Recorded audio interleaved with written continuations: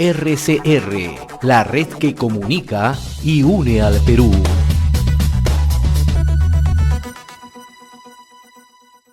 Ayer en un documento hecho público, ¿no? Vladimir Cerrón, ¿no? El secretario general de Perú Libre, hizo un enjuiciamiento, ¿no? Al gobierno de Pedro Castillo Terrones, ¿no?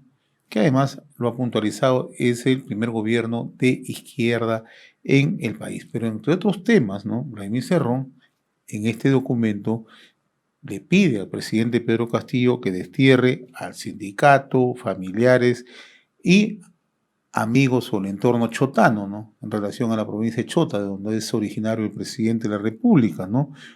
Que forman además parte de lo que se denomina el círculo de confianza, ¿no?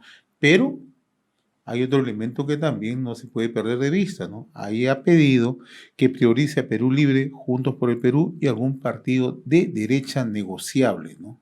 Esto lo ha puntualizado. Pero también pide alejarse de Frente Amplio y de Nuevo Perú, para que nos ayude un poco a entender, a comprender, ¿no?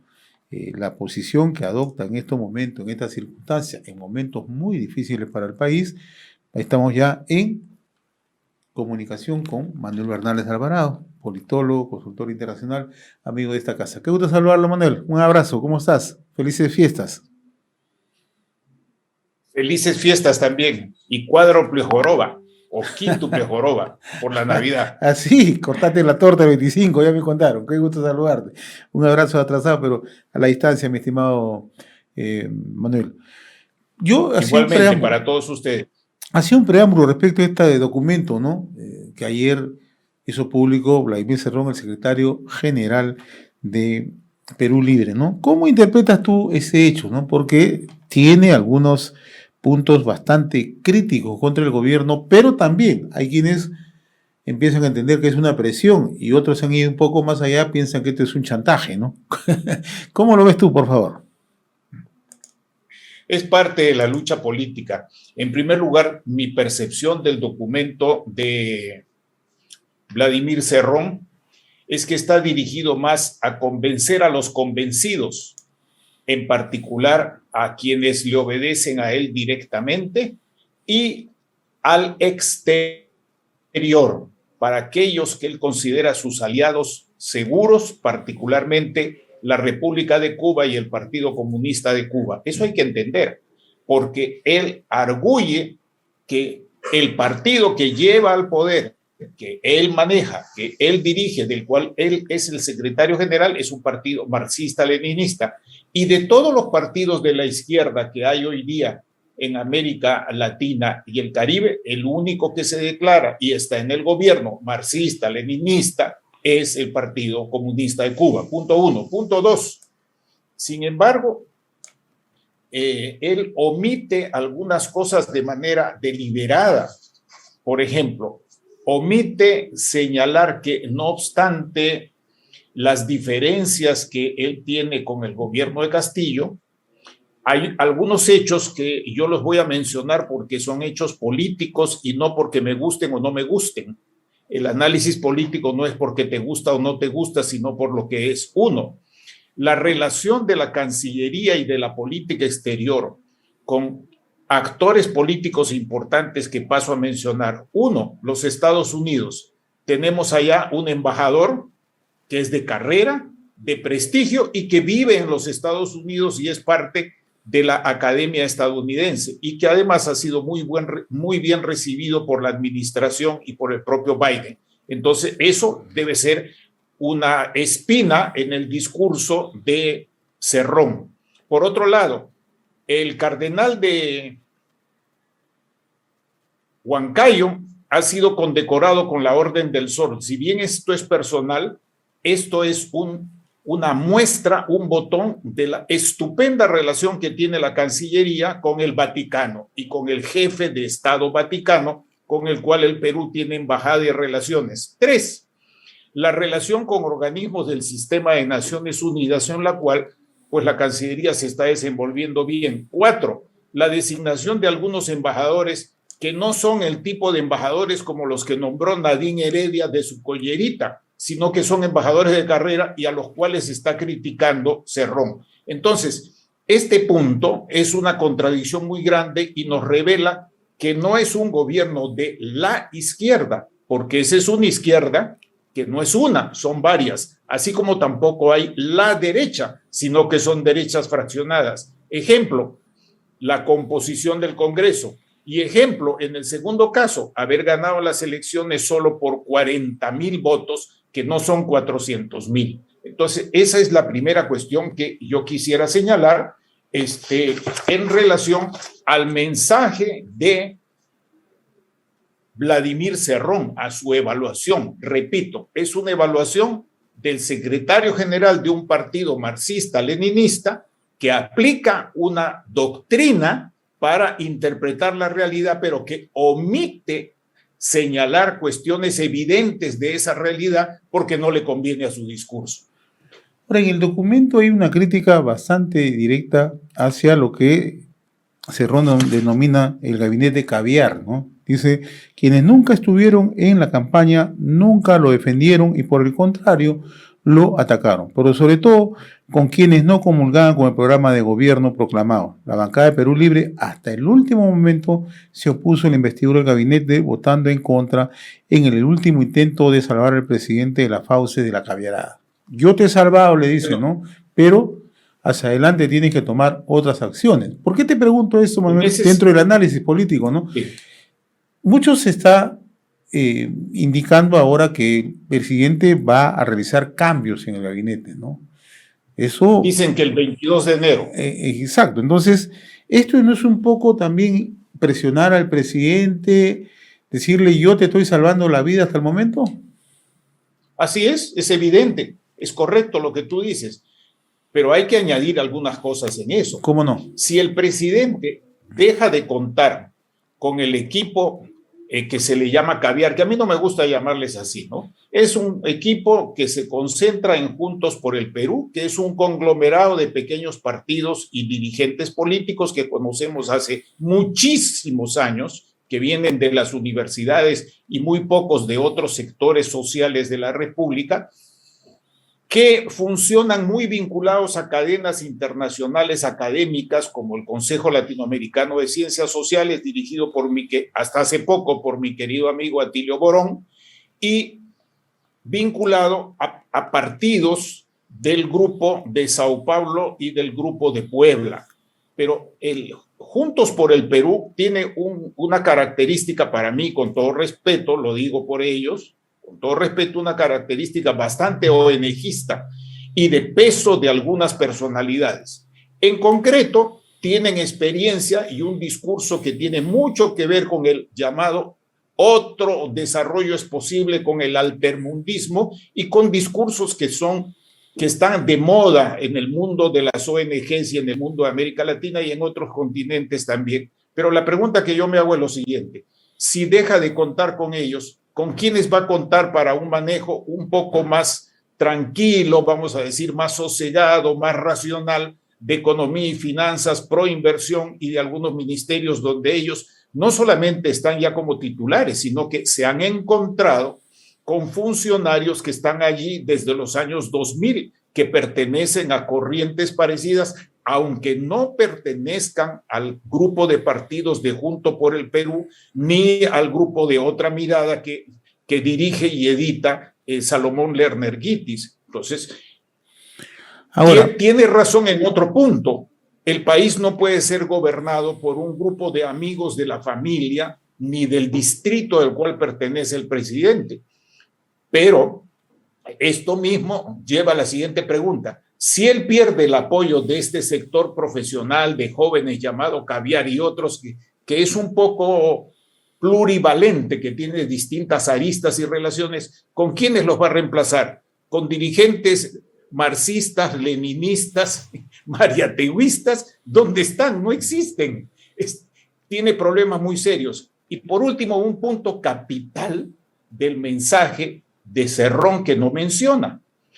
Él habla como si su partido, siguiendo la tesis leninista, el partido dirige, el Estado obedece y el secretario general dirige el partido y por lo tanto el Estado. Pero no menciona que el presidente ya tiene prácticamente su partido. Yo me olvidé el nombre ahorita de la persona que esté encargada de eso, pero ustedes lo conocen.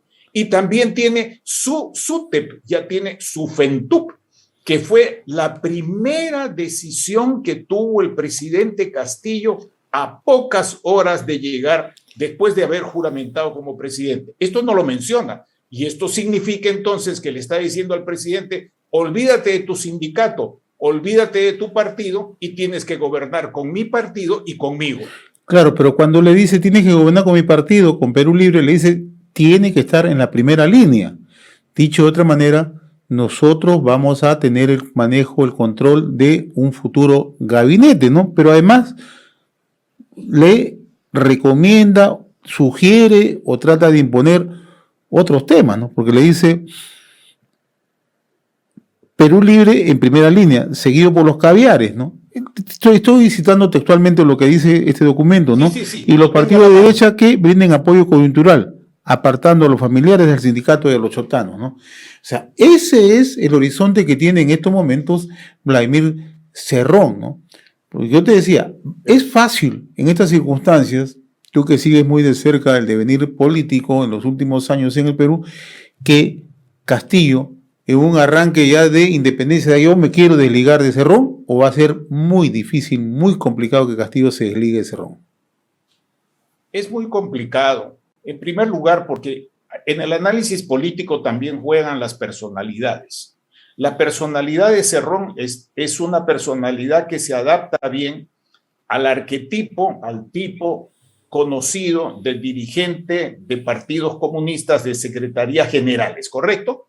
Que en estos momentos ni siquiera está aplicando el esquema de Frente Nacional para el gobierno, ni siquiera está explicando eso, que es una tesis leninista que yo le recomendaría leer a Cerrón, sino que está pidiendo todo el poder para su partido, ni siquiera para los soviets, las comisiones, los órganos de fachada, las ONGs que ellos manejan, sino para ellos, lo cual es una contradicción porque es una repetición manualera de un planteamiento que está muy claro en los manuales de doctrina del Partido Comunista en la Unión Soviética, que ya no existe, y del Partido Comunista Cubano y de otros grupos comunistas.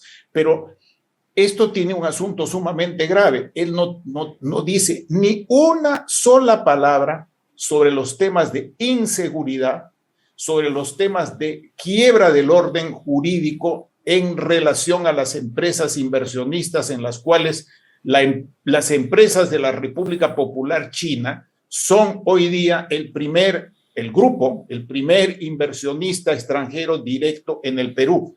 Y tampoco dice de otras cuestiones que pasa por alto porque no le conviene a su discurso.